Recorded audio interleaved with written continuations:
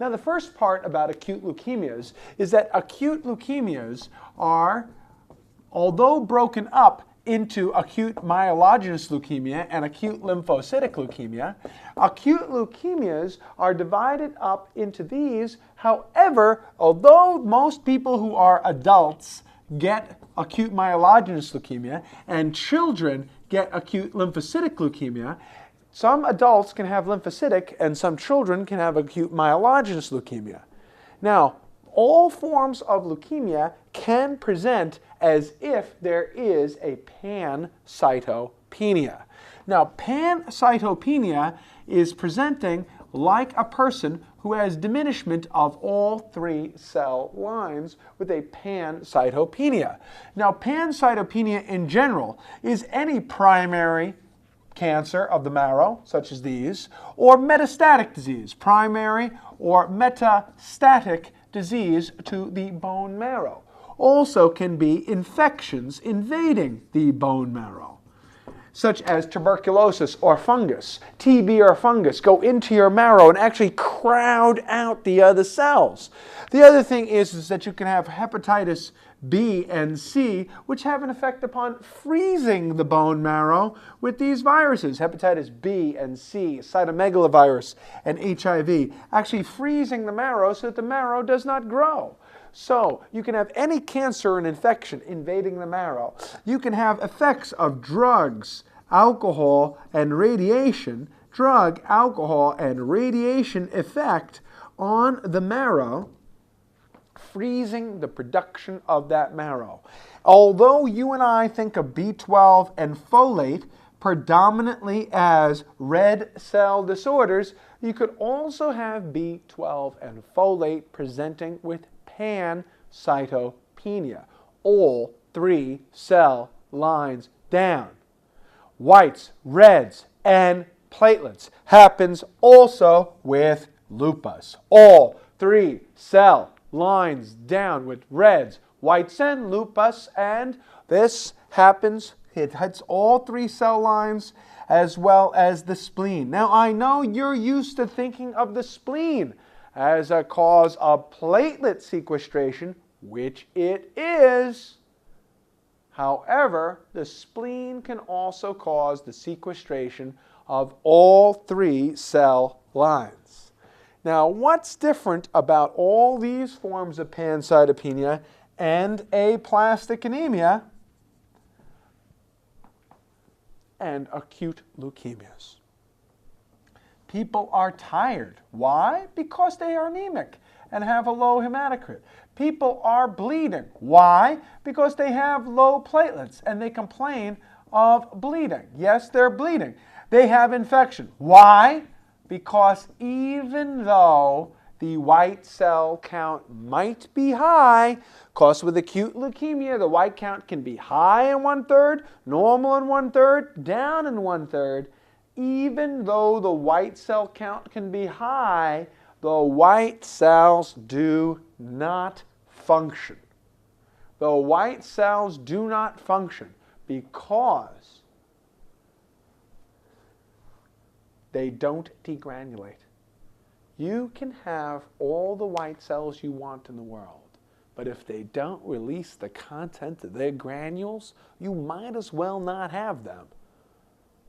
White cells that don't release their granules is like having a gun where the bullets don't fire. The white cells have to release the content of their granules to melt and kill the bacteria. So even though the white count might be high, they present with an infection most of the time. Bleeding and anemia, all of them, it presents like a pancytopenia.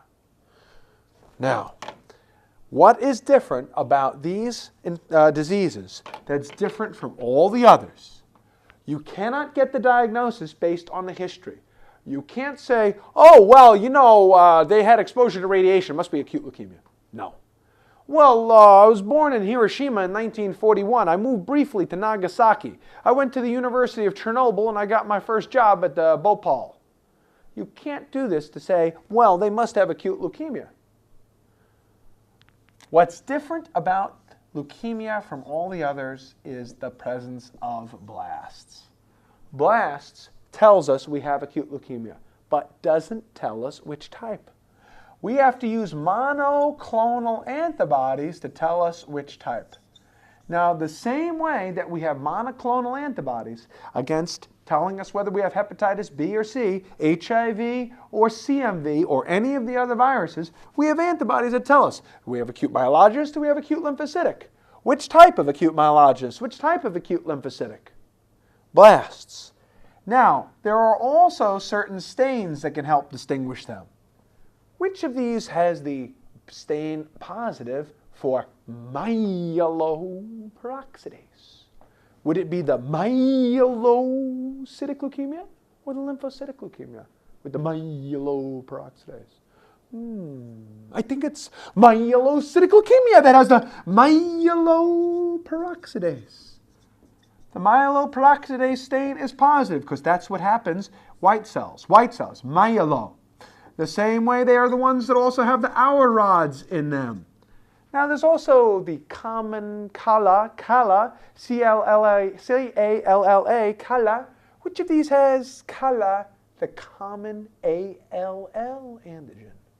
Which is never defined in over 5 major textbooks. It says CALA, and you have to memorize it until somebody finally tells you it's the common ALL antigen. And that's why it's in ALL. Now, some of you may know that there are 8 separate types of acute leukemia, acute myelogenous leukemia. There's myelodysplastic, myelomonocytic, monocytic. There's 8 separate types, M0 to M7. And anybody who makes you learn the difference between the myeloblastic, undifferentiated, myeloblastic with differentiated, promyelocytic, myelomonocytic, monocytic, erythroleukemia, megakaryocytic leukemia, you should run away. Run away, run away. Because we're only learning from the point of view of how to answer that question, which of the following is the most likely diagnosis? And if they all have the same presentation, that means you don't need to learn it. It doesn't help. The only one that's different is M3 with DIC. M3 promyelocytic leukemia presenting with DIC. M3 DIC. Disseminated intravascular coagulation. The only one you need to know different is the disseminated intravascular coagulation.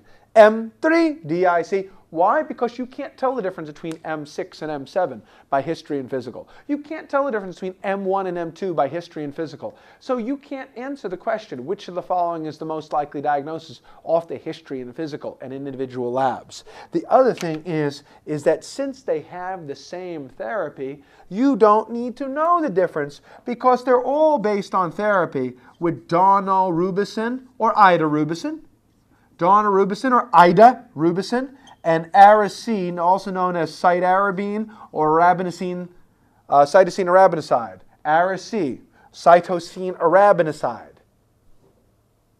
So you don't need to know the difference because all of these are treated the same way, which is basically an alkylating agent like daunorubicin or idarubicin and cytosine arabinoside. So you don't need to know the difference because they're all treated the same way, except M3 gets added. You add all trans-retinoic acid. All trans-retinoic acid. The retinoic acid, like the stuff that you put on your acne, all trans-retinoic acid is what's used for the person who has promyelocytic, because the retinoic acid, the vitamin A derivative, compels the differentiation of these immature cells and says, grow up, get a job. What's a promyelocyte? Or all blasts? They are immature cells. They're immature cells that they never grow up, they don't get a job, they don't go to work, they don't kill bacteria, they don't leave their mother's house in the bone marrow, And all they do is sit around in the bone marrow, never go to work, never kill bacteria. Their only job is to participate in unlimited reproduction, and they don't know when to die. That's a cancer cell. Cancer cell is a cell that does not know when to die. Doesn't work and doesn't die, just reproduces. But vitamin A derivatives compel differentiation. Grow up, get out of this house, turn that television off, get a job, finish school. The same stuff you use on your acne as retin A is the cis version. This is the trans version of retinoic acid. Now, ALL is also managed with a combination of daunorubicin, idarubicin, daunorubicin, vincristine, and this you don't have to know in order to pass. This is 90th percentile stuff. Prednisone, asparaginase. Now, you give the person chemotherapy and you knock them into remission. You give them chemotherapy and you remove enormous amounts of leukemic cells. And you finally get them down to where they're in remission. Remission means I can no longer see blasts on the blood and I can no longer see blasts on the smear of the marrow. Now, even though you may not be able to see blasts, small ones can still be there because you're talking about a world with billions of inhabitants. How do you know there's not a couple of hundred in there? That'd be like space aliens coming down and landing in New York, and they don't see any blasts when they're on the street. Well, how do you know they're not in Kentucky? Do we have to edit out Kentucky? Okay, good. So the thing is, how do we know that they're not hiding out in Kentucky? Those blasts of those cells. Well, they don't. The space aliens land in New York. They say, well, I don't see any blasts, but they might still be here. They might come back. Well, if the cells come back, that's a remission. And if you have a remission, a relapse, it's a relapse. And if the leukemia relapses, you have to treat with a bone marrow transplantation. Bone marrow transplantation is what is done for everybody who has relapsed acute leukemia. Bone marrow transplantation. But the question is, who should we transplant as soon as they go into remission? Maybe we shouldn't wait for them to recur. Maybe we shouldn't wait for them to recur. Maybe we should eradicate with a bone marrow transplant after the first remission. We give them a round of chemotherapy, and that first round of chemotherapy removes 99.9% of all the leukemic cells with the first cycles of chemotherapy. 99% of the cancer? No, 99.9% of the cancer, and typically that's called remission induction. And we've removed all the blasts from the peripheral blood, and the peripheral blood looks clean. Now we wait before we kill you with the chemotherapy, and we give you some more chemotherapy again, and with more chemotherapy, you remove 99.9% of what is left in terms of leukemic cells.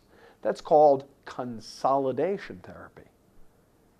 Now, you go in again a few weeks later and give them some more chemotherapy and remove 99.9% of what is left?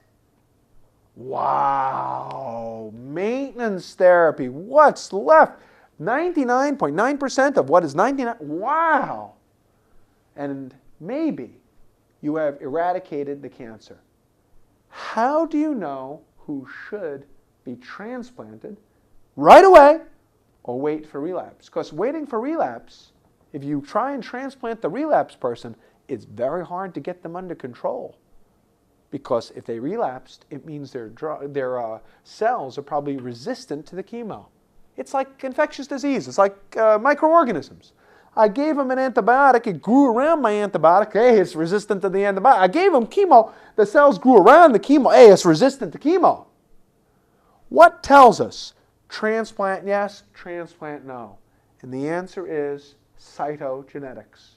We know that certain genetic translocations are associated with a high degree of relapse. If you have a genetic translocation, that means, no, this person ain't going to relapse. then don't transplant them. Just give them more chemo. Oh, your cytogenetics mean you're going to relapse. You got a 40, 50, 60% chance of relapse. I wouldn't wait for the relapse, because once you relapse, your leukemia is out of control. It's very hard to control. I'd transplant you now before you relapsed. What I don't want to get transplanted.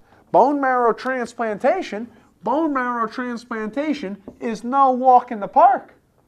The mortality on an allogeneic transplant, the mortality on an allogeneic transplant is somewhat like 20%. And that's if you're matched and related. That's if you're matched and related. Matched and related? Related to the donor? You still have a 20%, 30% chance of dying. 1 out of 5 people? Whoa! Before I let myself get transplanted, you better tell me whether or not my cytogenetics are associated with at least a 20% chance of relapse. Because if I have a person who's associated with much less of a chance of relapse, then I'm not going to get transplanted, because if I have a smaller chance of relapse, I'm not going to take a 20% chance at death.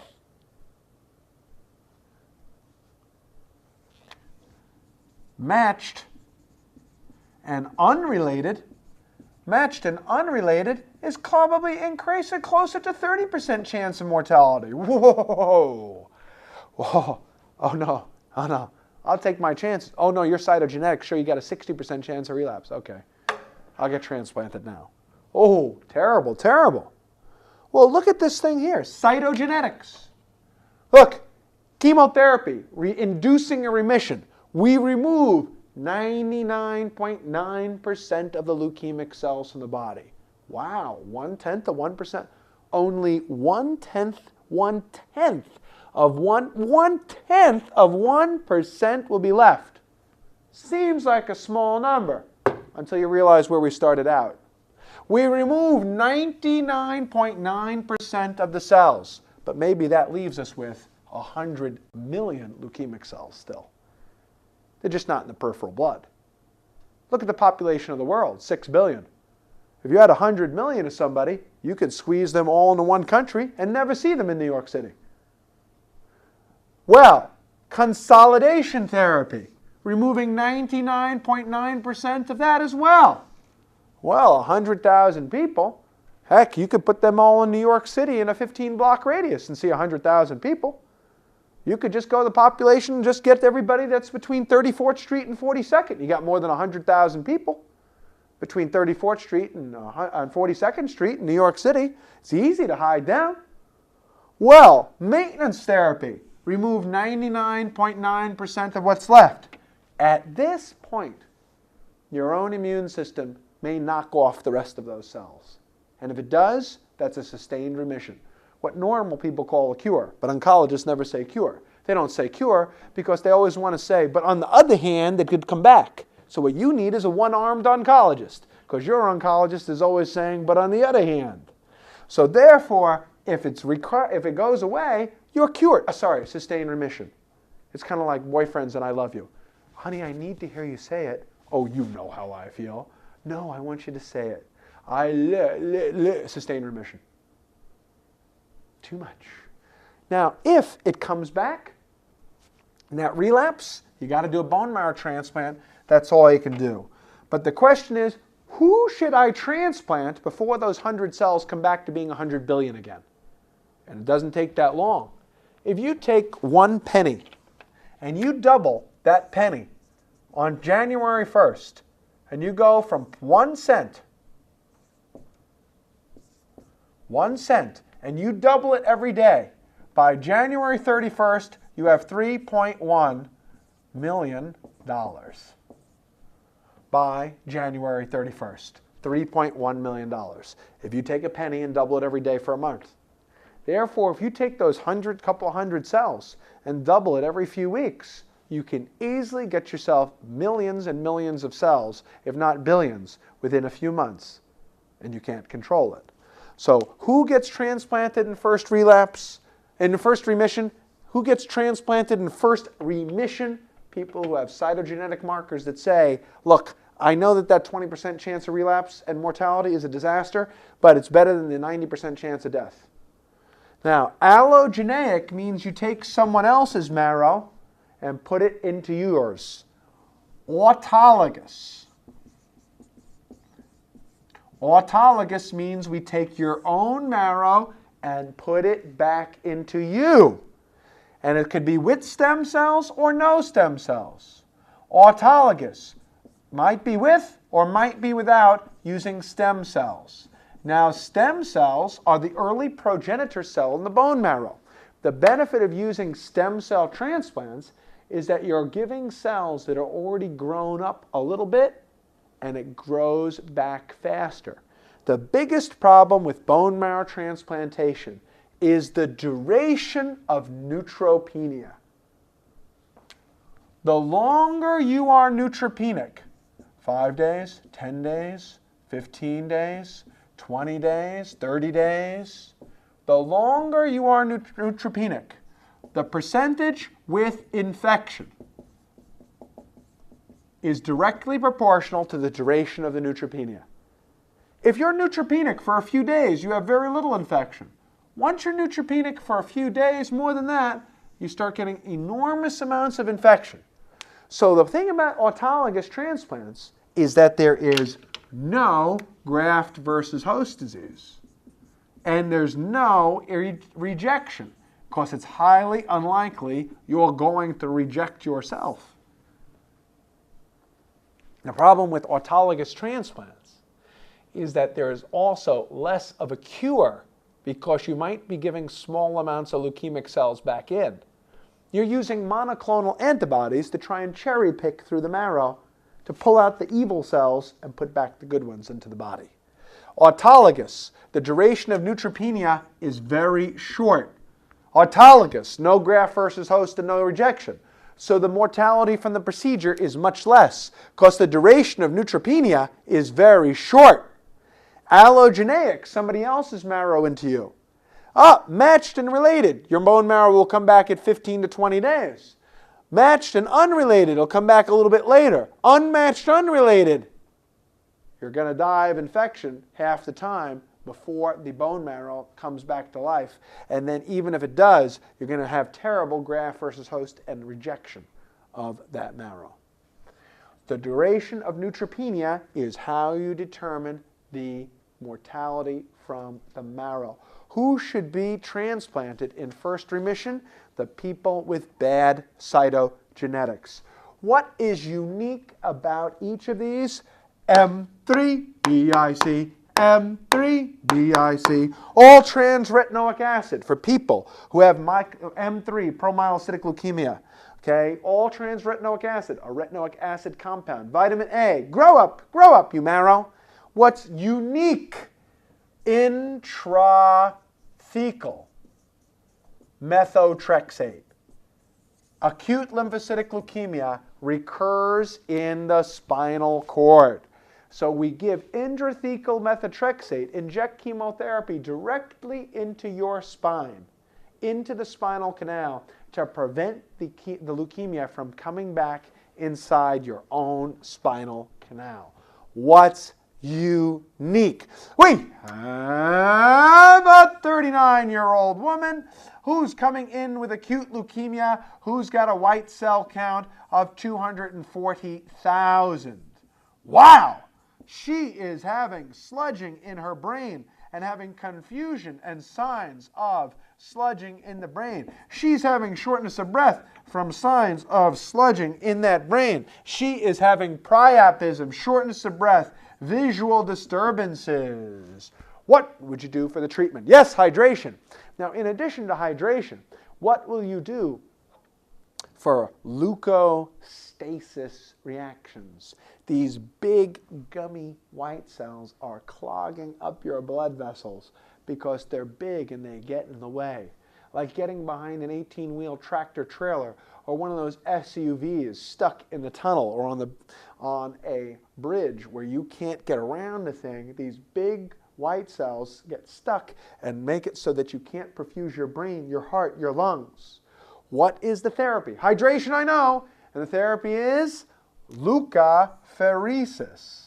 Leukapheresis means that we're going to use a centrifuge to pull those blood cells out of the body the fastest possible way. Leukapheresis, clear those things up before they kill you. The last type of transplant, what about a xenograft? What does xenograft mean? Xenografting means you're getting a transplant from outside your own species. And the answer is, you never date outside your own species, except one part of the body where you would use a transplant from another species. The heart. Heart valves. The only time that we transplant from outside our species is the pig valve. You put some pork, some bacon in the heart, and it is a person who gets a pig valve. Other than that, you either transplant cleaned up versions of yourself or someone who's matched and related preferably. Sounds like a dating service here. It is. Now, that's acute leukemias. That's based on who should be transplanted and why.